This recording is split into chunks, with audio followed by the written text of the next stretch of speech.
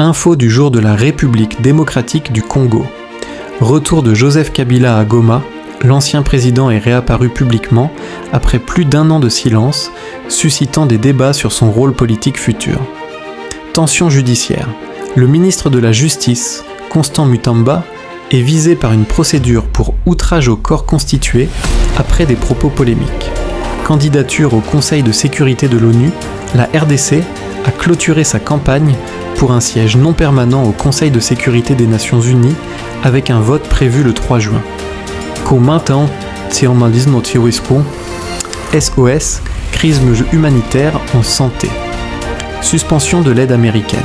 La RDC est touchée par la suspension de l'aide de l'USAID, représentant environ 70% de l'aide internationale reçue, affectant les programmes humanitaires. Situation des déplacés internes.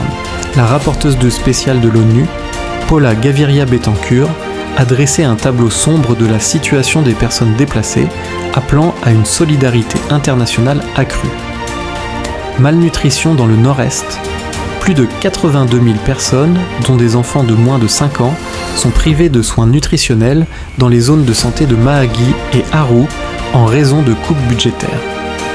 Gouvernance en société, nouveau passeport biométrique. Le gouvernement lancera le 5 juin un nouveau passeport biométrique visant à renforcer la sécurité et la modernisation des documents de voyage. Réforme en santé publique. 3 projets de décret ont été adoptés, dont la création d'une agence nationale des médicaments pour améliorer la régulation du secteur pharmaceutique.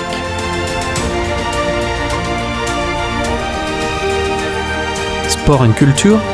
Fiston Mayel brille en finale. L'international congolais a été l'un des grands artisans du sacre du Pyramids FC, qui a remporté dimanche la finale retour de la Coupe de la Confédération africaine. Préparation des Léopards. L'équipe nationale masculine de football est en stage à Orléans, en France, en vue des éliminatoires de la Coupe du Monde 2026, avec 2 matchs amicaux prévus.